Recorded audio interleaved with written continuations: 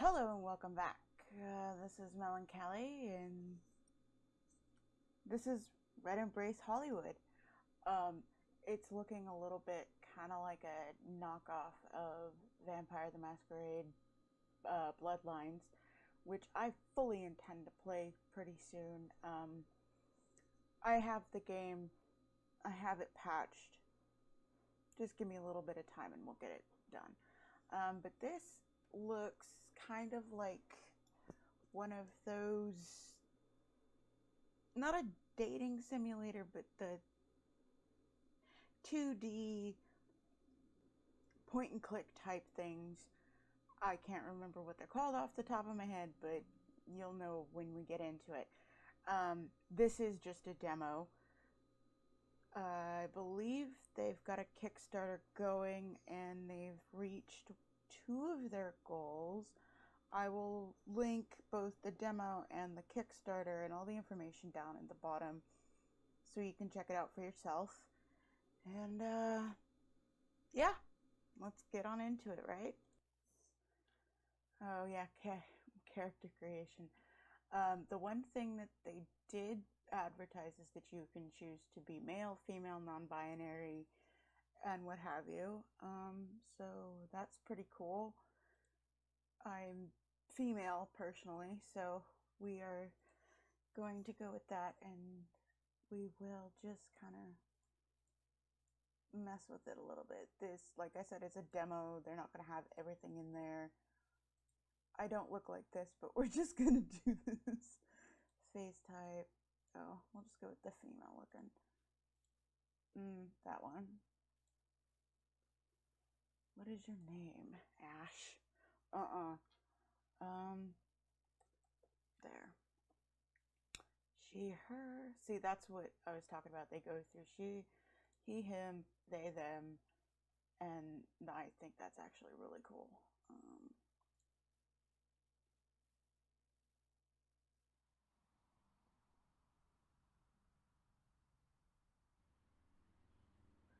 Everyone comes to Hollywood for a reason. Saints, sinners, artists, anti-artists, and all of the beautiful people in America. On September 24th, I became one of those people. But why did I go to Hollywood? Oh boy. Let's see, why did we go to Hollywood? You know what?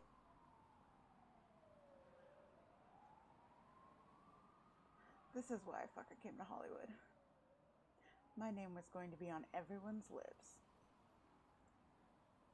I wanted to be loved and hated, but most of all, I wanted to be remembered. I knew I had what it took to be a legend, but now I just had to make everyone else understand. Of course, that was just the reason why. The how was something different.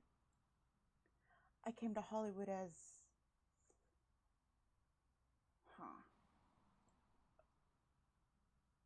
I'd always done my own thing, had my own style, fought for my own ideals. Some people thought I was amazing, and others called me every slur imaginable. But I relished both sides. After all, you've only done something of value if you make people think. That's kind of cool. The art is really pretty. For 2 weeks, I schmoozed, explored, and prowled around the Sunset Strip, slowly working my way into inner circles. Each night, I felt my dreams getting closer, more real. The glittering celebrity world was opening its doors to me, beckoning me inside. Until 2 weeks later, on October 8th, it happened. This is actually really cool. I'd gone to a club, but not just any club. One that hosted the darker side of LA nightlife. I wasn't disappointed. Eerily beautiful people everywhere, swathed in black, slow, hypnotic music, the rattling of dancers in cages. Something felt different about this place. It wasn't just another club. It felt more like another world. Oppressive, seductive, terrifying. To calm my nerves, I approached the bar to order my favorite drink. Something strong, spicy, and colorful. Yep.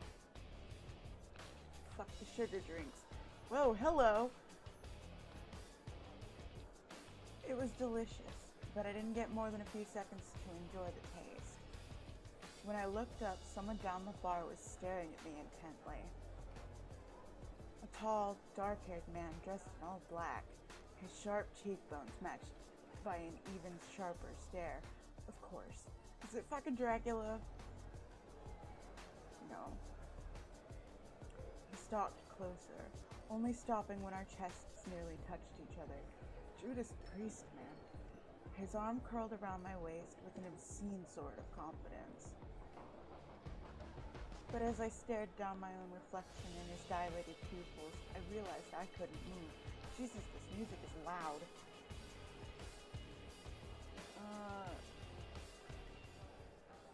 Okay, let's try that. Return. I was completely hypnotized by what he whispered in my ear. I mean, I shivered out of fright and excitement. There was something feral about the greedy look in his eyes, and I felt like prey before a predator. I feel like I'm reading an erotic romance novel out loud, and it's really awkward. It was more thrilling than I wanted it to be. Isn't it always? Yo. Yep. It's about to get really awkward. We left the bar and walked, hand in hand, towards the filthy hallway with its filthy bathrooms. Wild moans and the wheezing of people who'd sniffed too many drugs leaked from under the doors, along with weak fluorescent light. But I didn't have much time to appreciate the cinematic moment. Hello. The man grabbed my hair and pushed me against the wall, which was full of posters for bands no one cared about.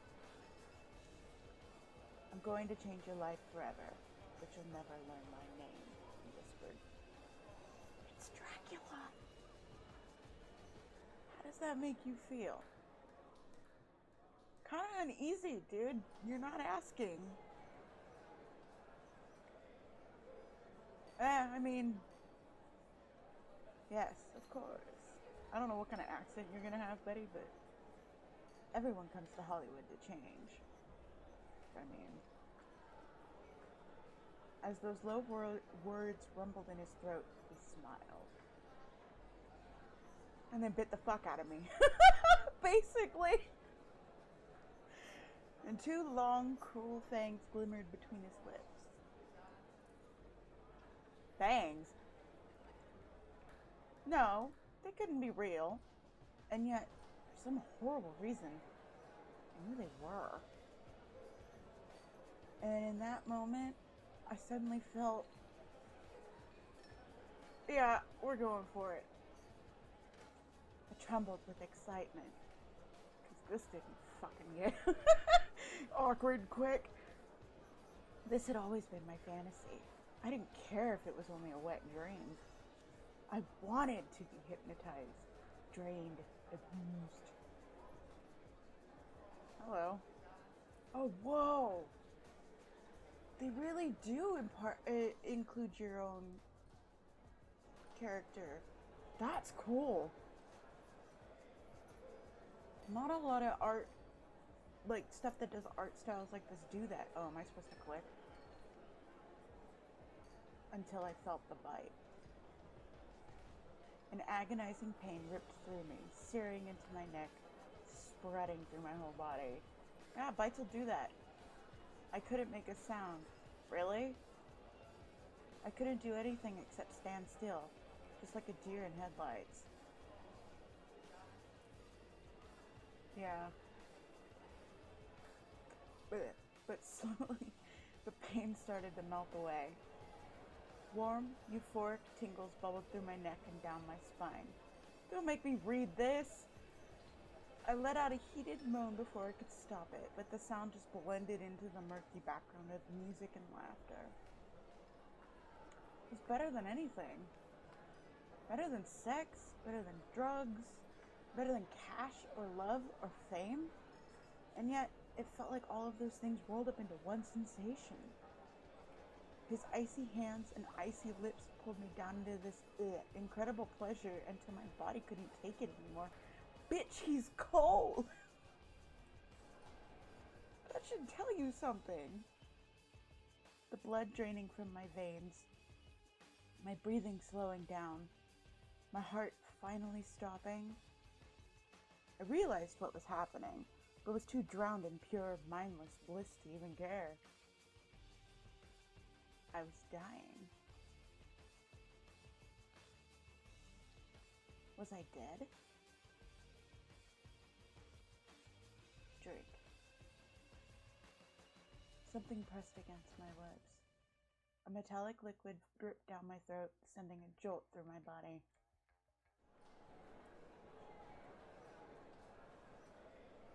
I should have been dead, but I wasn't.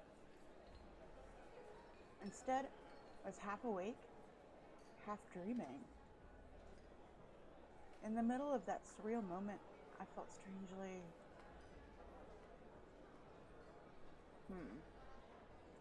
powerful. Nothing could stop me. I was dangerously, impossibly strong. I could destroy the whole world, and a part of me wanted to. But before I could process that strange feeling, the club suddenly vanished and everything went dark. Jesus. Well, that was a fucking ride. Oh, I'm in love with the art style already. The next thing I knew, I was out on the sidewalk. I was on the sidewalk outside the club. Had I blacked out? What the hell was happening? I couldn't remember walking here or even drinking enough to pass out. Is this me or is... Okay, I guess. But I did remember that strange man. What he said to me. The bite? The bite? Did that mean... No. What a stupid thing to think. That must have been a weird hallucination, brought on by the flashing lights and pounding music. It served me right for going to such a seedy club, honestly.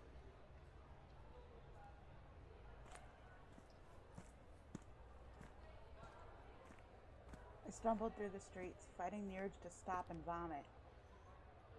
I could feel my skin growing cold.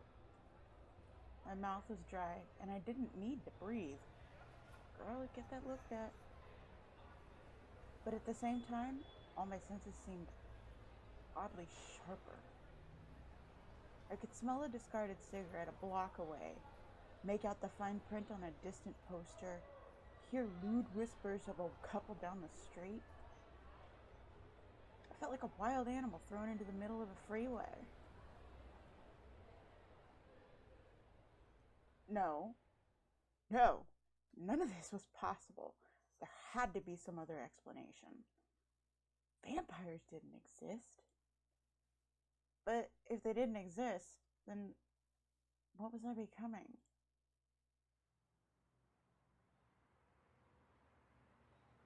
By the time I rounded the corner to an alleyway, I was ready to slump down and curl up until I figured out what the hell was going on.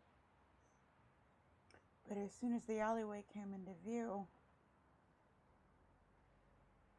Oh, hello! I saw someone standing there, watching me. I like your hair. Not just watching. It was like he was waiting for me.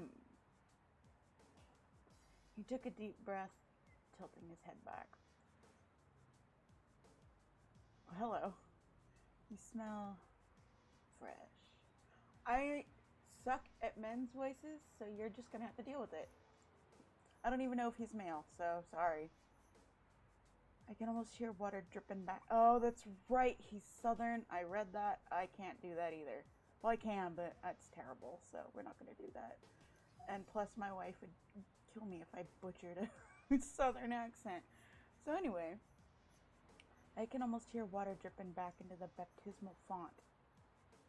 I don't know what that means. The man's deep voice was accented with an aristocratic southern drawl, each word slow and emphatic. Bro, you're not getting that out of me. His manner of speech reminded me of a preacher, melodic and a little theatrical. But almost instantly, I sensed that something about him was different. Wrong, somehow. Who the hell are you? Oh, we're not in hell yet, sister. Why, this is purgatory. At least get the zip code right. A knowing smile stretched over his lips, and he adjusted his sunglasses smugly. Fucking of course he did. Now, as for introductions, I'm the Grandmaster who plays blindfolded. That cut on your hand, you don't remember getting. That scratched out face on the yearbook photo. They call me Marcus, and I'm happy to join you for the best and worst night of your existence. Come on a little strong, Betty. After tipping an imaginary hat to me, he flashed a wide grin, and I glimpsed two white fangs shining in the light. No need to mention your own name, Callie, so don't worry. I know exactly who you are. Thanks. And now you're one of us, a night stalker, a bloodsucker, an overblown myth hiding a horrible monster. You've forgotten Nosferatu. You're a vampire, sister. Welcome to the Valley of Death. Thanks. Do I get a fruit basket? Has it really been turned into Stop bullshit. No. I'll go with that one. Well, not quite. Right now I'd say you'd more resemble a walking corpse. Gee, thanks, buddy. It's not until you sink your fangs into a live body that feel the heat flowing into your cold guts that you start to shift into something more. Bye-bye. My brain didn't feel like it could process what Marcus was saying. Everything made sense, but at the same time, it all just seemed too insane to be real. Hello. As if he could sense my confusion, Marcus let out a patient sigh. Considering you still look bemused, let me try to put the facts of the situation in simpler terms. I'm not stupid. You just turned into a different kind of parasite, sister. An honest one. Money, sex, favors. You won't have to suck those out of human folk anymore. They'll simply fall into your lap. Just blood. Just blood is all you need now. Doesn't that make you feel relieved? Okay. Marcus suddenly paused, taking a deep, long sniff of the air. A few moments later, he leaned in a little closer, this time sniffing close to my neck. Hello, personal space, buddy. What do you get the hell away from me? What are you doing? Oh my, is that Mavar blood I sense? I think you're in for a fun time, sister. Oh my god. This is actually the one that I wanted. Which is funny because I wasn't trying because I don't know how to pick houses, I think they are. Because I know in Vampire the Masquerade, it's clans. This one's houses. I don't know how to, manipulate that, so. And I don't know if it's Mavar or Mavar, so I apologize to the developers for not knowing how to pronounce any of this. That light in your eyes reminds me of arson, angry and wild. You're burning up, but your humanity's still trapped inside. Oh, but that's normal for your house, so don't let it bother you too much. He winked at me, grinning like we had shared some priceless inside joke. Except I didn't get the punchline. What do you mean, Mavar? Indeed, you'll learn plenty about them soon enough. Experience is the father of learning and all that. For now, you should at least know this. You were bitten by a Mavar vampire, which means your blood has taken on those qualities, and you're part of the house. You have my sincere apologies. His lips curled in a slow, insidious smirk that suggested his apologies were anything but sincere. Was anything he said to me sincere, though? Did he actually know what was happening to me, or was he just some crazy druggie on the street? With my mind reeling like this, I couldn't decide which situation was more plausible. Okay, but are you just gonna abandon me? Alright, I think that's enough. Before you get into any trouble, there's someone you need to meet. Come now, follow your shepherd back to the pen. Another one of Lucifer's good little lambs. Ooh, God, you're good with the lines, aren't you, creepo? Jesus. Yeah, alright. Docile little thing. Bro, back up. Not into it. Before I had a chance to offer a reply. Hello! Marcus grabbed my shoulders, pulling me forcefully towards the street. Everybody just likes to fucking pull on me, doesn't they? Where are you taking me? My cry was met with only silence, which just worried me more. When we reached the street a few moments later, I noticed a black sedan parked in front of us. It hadn't been there when I walked by earlier. Don't worry, my dear. We wouldn't dream of making you ride in anything but luxury. I mean, thanks? Oh, it says kill, kill, kill in the corner. That's cool. His voice drawled wickedly in my ear, soft and sadistic. Again, personal space, buddy. Real comforting. Thanks. We? Who is we? Oh, you'll see soon enough. I don't know if I should dislike. I mean, he's not unlikable. He's just the personal space thing, dude. What is that? Without further ceremony, Marcus shoved me inside the sedan, squeezing in behind me. The second he closed the door, the shadowy driver started up the car, and we sped off down the road at an alarmingly fast pace. I swear to God I can read. I was too disoriented to try and figure out our destination from the landmarks passing by, but that didn't keep a sickening sense of anticipation from building in my gut. If there are any questions burning in your mind, now might be the time to ask. Marcus murmured to me from the other seat, his eyes glowing faintly behind their dark lenses. I can't promise you much, let alone the answers, but I figure you deserve some semblance of a welcome. Let it never be said that I'm not a gentleman. Bro, you just yanked me into a car.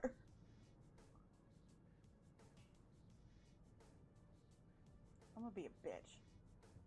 Sanity, I think you'll find, is a very subjective thing.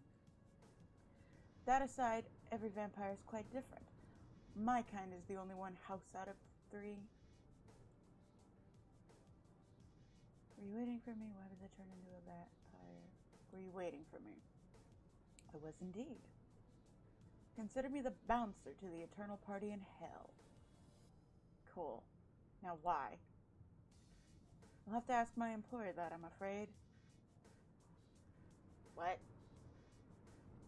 I was probably told the details, but everything in my head sometimes blurs together into one big screaming mass. Should get that checked. Alright. That's enough. As you say, sister. We rode for a short while longer, and in the silence that followed, my mind felt blank. I was slowly coming to terms with what had happened, even though the rational part of me refused to accept it. Wherever Marcus was taking me, I could only hope that I'd finally learn the truth behind everything, and maybe we'd get a chance to reverse all of this. Yeah, good luck. It wasn't long before we arrived at a huge, towering building marked with a giant sign that read Hollywood Heights Hotel. Marcus pulled me out of the car and into the hotel's luxurious lobby, his boots clacking on the polished marble floors. We came to a stop in front of a private room, but instead of knocking, Marcus simply barged right in. Dude, you have, like... Good evening, Ooh. I don't know how to read that. Saoirse? I don't know how to say that name, and I am so sorry. I brought Callie a little Mavar Novitiate. Novitiate? Yes? No? I don't know how to say these words. Please give her your warmest welcome. Hello. Saoirse, I think. But hi, you're pretty. Welcome back, Marcus. An elegant woman stood up from her chair to greet us, her eyes flicking from Marcus to me. You can leave now, Marcus. I've been expecting you.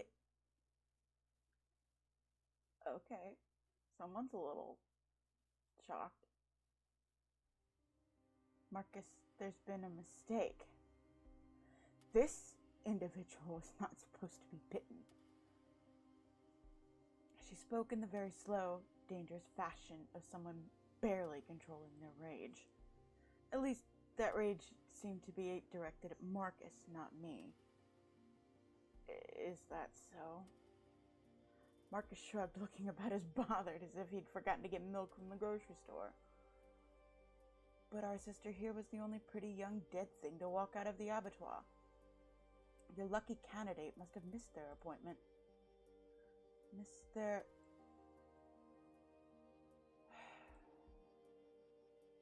The woman steepled her fingers to her upper lip, and from the murderous way she stared at the ground, it was a wonder she didn't burn a hole right through it. Just one headache after another. If only I could hire someone competent for a change.